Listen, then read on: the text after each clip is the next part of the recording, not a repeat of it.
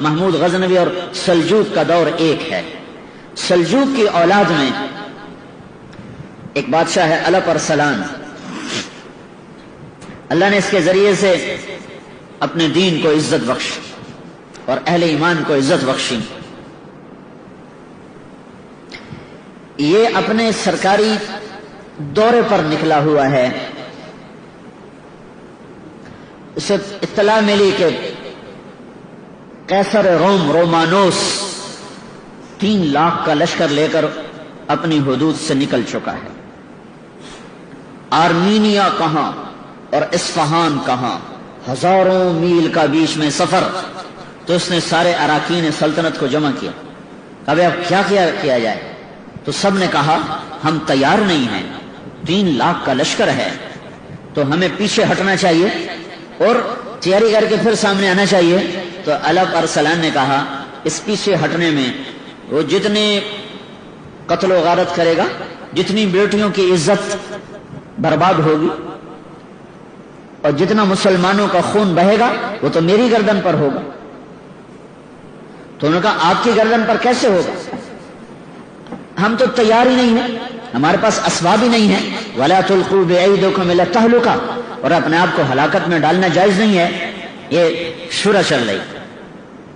انہوں نے کہا اچھا ٹھیک ہے، تو میری طرف سے اجازت ہے، جو جانا چاہے وہ جا سکتا ہے، میں اللہ کے دشمن کو اسلامی حدود میں داخل نہیں ہونے دوں گا، میں اپنی جان کا نذرانہ پیش کروں گا، اس کے بعد میرے اوپر کوئی حجت نہ ہو، میرے اوپر کوئی جرم نہ ہوگا، پھر وہ لوٹ مار کریں یا قتل و غارت کریں، میں اپنا حق ادا کر چکا ہوں۔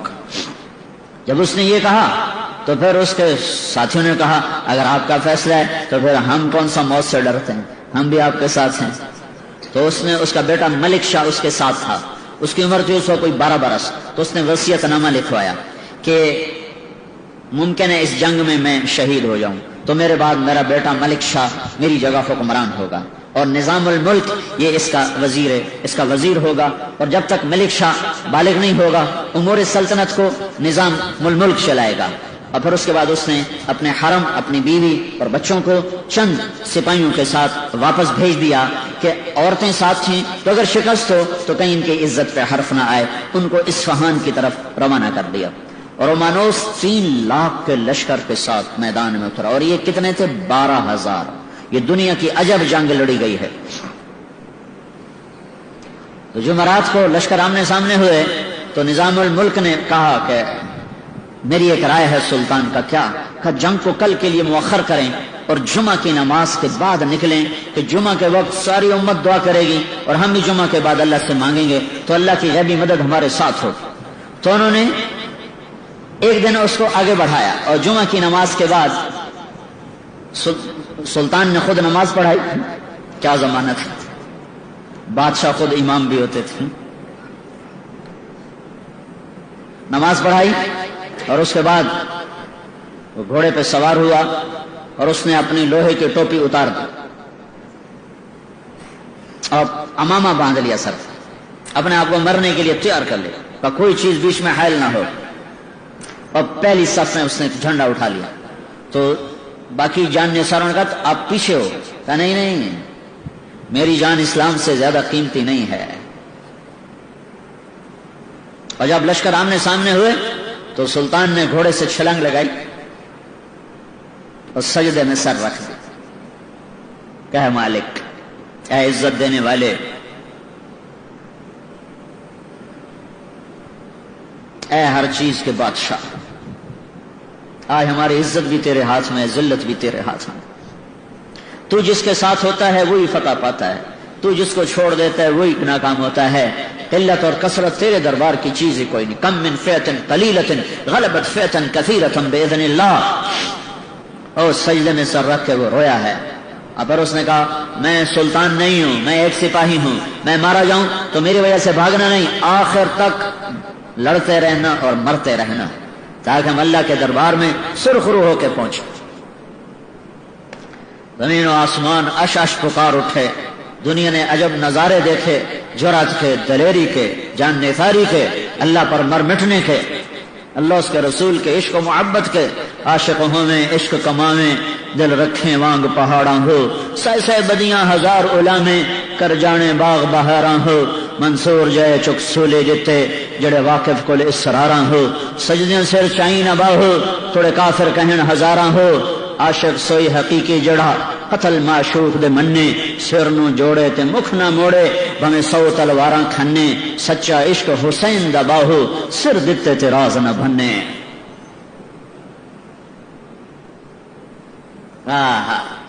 اس جگہ کا نام تھا مولاد گرد، مولاد گرد،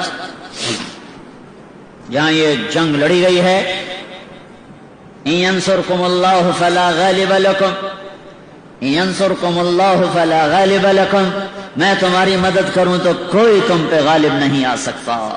وَإِن يَخْذَلْكُمْ، اگر میں ہی چھوڑ دوں، اگر میں ہی چھوڑ دوں، فَمَنْ ذَا الَّذِي يَنصُرُكُم مِّن بَعْدِهِ، پھر کون ہے جو تمہاری مدد کرے؟ ٹکرا گئے حق و باطل، صلیب و ہلال، عجب جنگ ہوئی ہے۔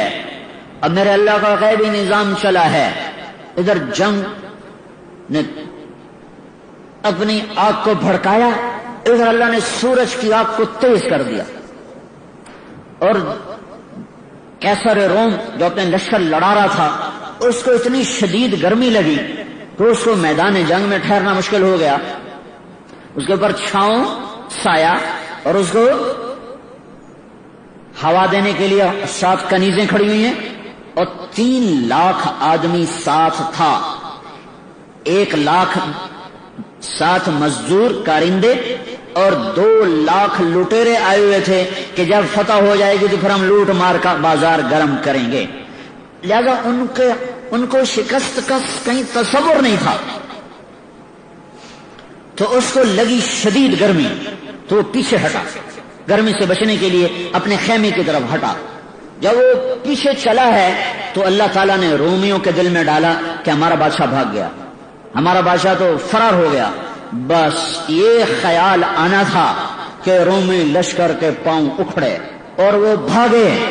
12,000 3 لاکھ سے کہاں تک ٹکر لے سکتے تھے، ایک ایک کر کے شہید ہو جانا تھا، لیکن مکروا مکرن ومکرنا مکرا ان ینصرکم اللہ فلا غالب لکم، میرے اللہ کا ایسا نظام چلا کہ رومانوس شدید گرمی سے تڑپا، پیچھے ہٹا، خیمے کی طرف جا رہا ہے تو سپاہیوں میں بات ہوئے، بادشاہ تو بھاگ گیا، بادشاہ تو بھاگ گیا۔ اگر وہ بھاگا تو کیونکہ ان کی ساری جنگ تو کسی مقصد کے تحت نہیں ہوتی، مسلمان تو مقصد کے تحت کام کر رہا ہوتا ہے، وہ تو مقصد نہیں ہوتا، صرف بادشاہ ان کا بادشاہ گیا تم بھی جاؤ۔ جو بھاگے ایک دفعہ پاؤں اکھڑ جائیں لشکر کے پھر سنبھالنا مشکل ہوتا ہے، تو رومانوس پلٹ کے آیا، لیکن اتنے میں رومی لشکر کے پاؤں اکھڑ چکے تھے۔ اور کیا ہے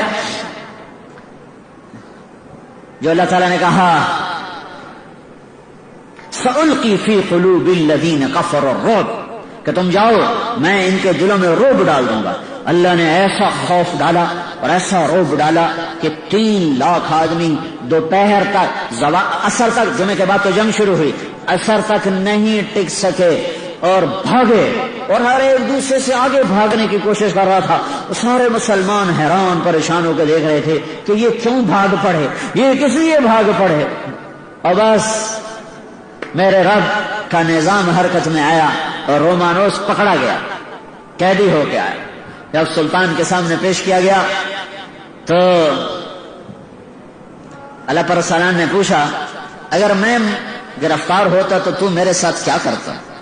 کہ میں تمہیں انتہائی ذلیل کرتا اور میں تمہیں ذلت کی مار دیتا۔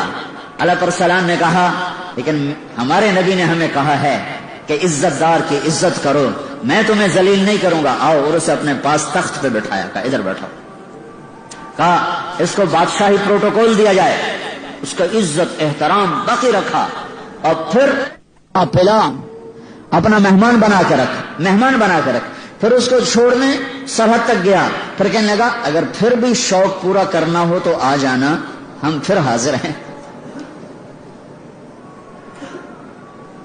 اس نے کہا میں بھی پھر حلال کا نہیں ہوں اگر میں تیرے جیسے انسان کے سامنے تلوار اٹھاؤں۔